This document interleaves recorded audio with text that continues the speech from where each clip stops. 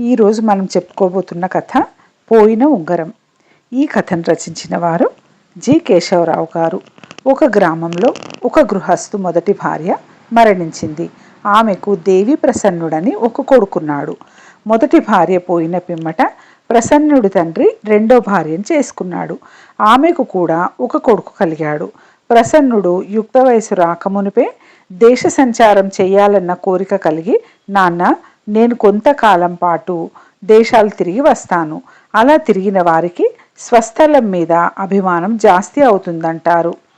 ఎప్పుడు తిరిగి వస్తానో చెప్పలేను, కానీ బతికి ఉంటే మాత్రం తప్పక తిరిగి వస్తాను అని తండ్రితో అన్నాడు. తన పెద్ద కొడుకు ఎదిగే వయసులో ఉన్నాడు. కొద్ది సంవత్సరాల అనంతరం వాణ్ణి గుర్తించడం కూడా అసాధ్యం కావచ్చు. అందుచేత ప్రసన్నుడి తండ్రి వాడికి తన మొదటి భార్య ఉంగరం గుర్తుగా ఇచ్చి దాన్ని పారేయకుండా వెంట ఉంచుకోమన్నాడు.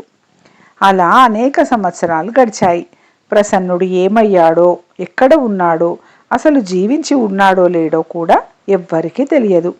కానీ వాడు చివరకు తిరిగి వచ్చాడు.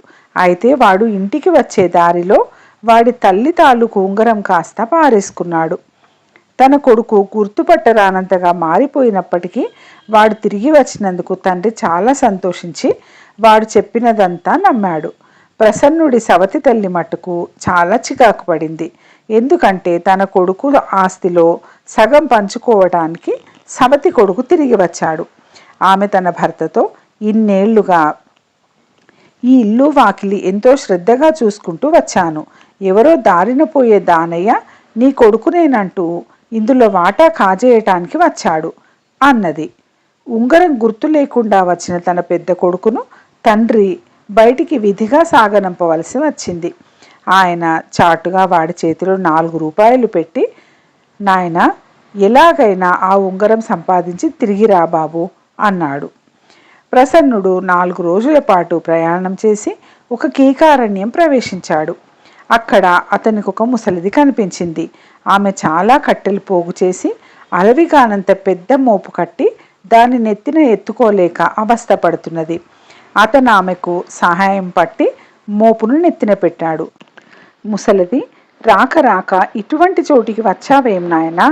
వెంటనే వచ్చిన దారి పట్టి వేగంగా వెళ్ళిపో. నేను ఇంతకన్నా నీకు ప్రత్యుపకారంగా ఏమీ చెయ్యలేను అని గుణిగింది. అవ్వా, ఎన్ని కష్టాలైనా భరించాను గాని వాటికెన్నడూ వెన్ను చూపి ఎరగను అన్నాడు ప్రసన్నుడు.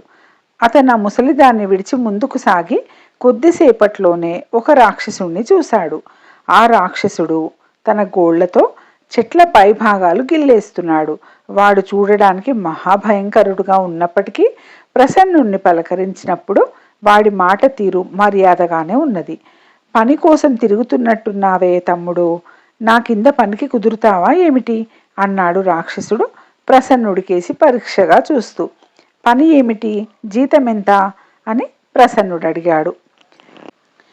నీవు చేయవలసిన పని ఏమంటే ఈ అడవి గుండా దారి చేయాలి.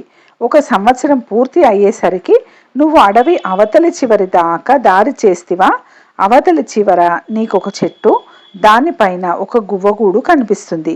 ఆ గూట్లో రాజుగారి రత్నమాణిక్యాలు దొరుకుతాయి. అవే నీ జీతం. ఏడాది పూర్తి అయ్యేసరికి నువ్వు దారి చెయ్యలేకపోతివా, బతికి ఉన్న నాళ్ళు నా కింద జీతం లేని నౌకరుగా పనిచేయాలి. సమ్మతమేనా అన్నాడు రాక్షసుడు. గత్యంతరం లేనివాణ్ణి దేనికైనా ఒడిగట్టాలి అన్నాడు ప్రసన్నుడు. అతను రాక్షసుడి ఇంట అడుగు పెట్టగానే ముసలిది అక్కడ కనిపించింది. కానీ ఆమె ప్రసన్నుణ్ణి గుర్తించినట్టు నటించింది. ఆమె రాక్షసుడి భార్య అని, రాక్షసుడికి భయపడుతున్నదని గ్రహించి ప్రసన్నుడు కూడా ఆమెను అది వరకు ఎన్నడూ చూడనట్టే ప్రవర్తించాడు. మర్నాడు ఉదయం రాక్షసుడు ప్రసన్నుడి చేతికి ఒక గొడ్డలి ఇచ్చి అడవిలో ఒక చోటికి తీసుకుపోయి, ఎంత త్వరగా పని ప్రారంభిస్తే అంత మంచిది, ఏమంత కష్టమైన పని కాదు అని ఒక చెట్టును పట్టుకొని ఎండు పుల్లని విరిచినట్టుగా పెళ్ళుక్కున విరిచి చూపి తన పని మీద తాను వెళ్ళిపోయాడు. కానీ ప్రసన్నుడు గొడ్డలి తీసుకొని మరొక చెట్టును కొట్టడం ప్రారంభించినప్పుడు దాని కర్ర గట్టిగా ఉండటం తెలిసి వచ్చింది. ఆ చెట్ల పేరే రాతికర్ర చెట్లు. చీకటి పడి ప్రసన్నుడు ఇంటికి తిరిగి వచ్చాక రాక్షసుడు, పని చురుకుగా సాగుతున్నదా అని అడిగాడు. చురుకుగా సాగటమా? అబ్బో, ఆ చెట్లు చాలా గట్టివి అన్నాడు ప్రసన్నుడు నిస్పృహగా. నా పని వాళ్ళంతా వట్టి సోమరిపోతులు, ప్రతి ఒక్కడు నువ్వన్న మాటే అన్నాడు రాక్షసుడు. సోమరిపోతు అనిపించుకోవడం ప్రసన్నుడికి చాలా బాధ అయింది. మర్నాడు మరింత శ్రమపడ్డాడు. కానీ ఫలితం చాలా కొద్దిగా. ప్రసన్నుడు రోజుకు 1-2 చెట్లన్నా పడగొట్టలేకపోవటం చూసి రాక్షసుడు చాలా ఆనందం చెందాడు. కొద్ది రోజులు గడిచాక ఒక ఉదయం ప్రసన్నుడు గొడ్డలు తీసుకొని వెళుతూ ఉండగా అడవిలో పుల్లలేరుతూ ముసలిది వెనకటిలాగానే కనిపించింది. చూడు బాబు, ఈ దుర్మార్గుడు మిగిలిన వాళ్ళను అన్యాయం చేసినట్టే నిన్ను చేయబోతున్నాడు. నువ్వు కొట్టే చెట్ల నుంచి 70 చెట్లు వదిలేసి 71వ వరుసన చెట్లు నరుక్కుంటూ పో. ఈ సంగతి రాక్షసుడికి ఏమాత్రమూ తెలియనీయకు. రాక్షసుడు చెప్పిన చోట కూడా కొంచెం కొంచెంగా పని సాగుతున్నట్టే కనిపించని అని చెప్పి ముసలిది అక్కడి నుంచి వెళ్ళిపోయింది. ప్రసన్నుడు వెంటనే ఆమె చెప్పిన ప్రకారం చెట్లు లెక్క పెట్టుకుంటూ పోయి తాను మొదట కొట్టిన చెట్టు నుంచి 71వ చెట్టు గొడ్డలితో ఒక్క పెట్టున పెట్టేసరికి అది బెండు విరిగినట్టు విరిగిపడింది. ఆ వరుసలోనే మరొక చెట్టును కూడా అలాగే ఒక్క గొడ్డలి పెట్టితో పడగొట్టగలిగాడు ప్రసన్నుడు. అతనికి ఎక్కడ లేని ఉత్సాహం వచ్చింది. చీకటి పడే లోపల ఒక 100 చెట్లు పడిపోయి అడవిలోకి చాలా దూరం దారి ఏర్పడింది. అది మొదలు అతను రోజు ఎక్కువసేపు అడవిలో రహస్య మార్గం తయారు చేస్తూ కొద్దిసేపు పాత స్థలంలో పనిచేసి తెగ అలిసి ఇంటికి పోయేవాడు. పని ఎలా సాగుతున్నదని రాక్షసుడు అడిగితే, ఏం చెట్లు, అవి రాతి చెట్లు అనేవాడు. రాక్షసుడు లోపల చాలా సంతోషించేవాడు.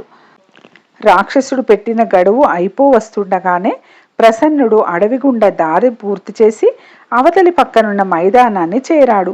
అతను ఒక చెట్టు వద్దకు రాగానే దానిపైనుంచి గువ్వ ఒకటి ఎగిరిపోయింది. ప్రసన్నుడు ఆ చెట్టెక్కి దాని మీద ఉన్న గూటిని చూశాడు. అందులో ఎన్నో రత్నాలు, మాణిక్యాలు గల నగలున్నాయి. అతను లోగడ పోగొట్టుకున్న ఉంగరం కూడా అందులోనే ఉన్నది. ప్రసన్నుడు పరమానంద భరితుడై ఆ నగలను, తన ఉంగరాన్ని తీసుకుని చెట్టు దిగి వచ్చాడు. వెళ్ళి వస్తానని రాక్షసుడితో చెప్పే అవసరం కూడా అతనికి లేదు. అందుచేత అతను తిన్నగా రాజుగారిని చూడబోయాడు. రాజుగారు తన నగలు ఇక దొరకవని నిరాశ చేసుకొని ఉన్నాడు. అందుచేత ప్రసన్నుడు వాటిని తెచ్చి ఇవ్వగానే ఆయనకు ఎక్కడ లేని ఆనందము కలిగింది. ఆయన తన ఆఖరు కుమార్తెను ప్రసన్నుడికిచ్చి పెళ్లి చేయ నిశ్చయించాడు. ప్రసన్నుడి తండ్రికి శుభలేఖ వెళ్ళింది. తన పెద్ద కొడుకు తన ఆస్తిని పంచుకునే గీత లేకపోయినా రాజకుమార్తెను పెళ్లాడే అదృష్టం పట్టినందుకు తండ్రి పరమానందం చెంది పెళ్లికి బయలుదేరాడు. ఆయన రెండో భార్య పెళ్లికి తాను కూడా వస్తానన్నది. ఎంతో కాలంగా ఇల్లు వాకిలి చూసుకుంటున్నావు కదా, వాటినే చూసుకుంటూ ఇంటనే ఉండు అన్నాడు భర్త. ప్రసన్నుడికి రాజకుమార్తెకు వైభవంగా పెళ్లి జరిగింది. వారు రాజుగారి నగరంలోనే చాలా కాలం హాయిగా జీవించారు. కథ సమాప్తం.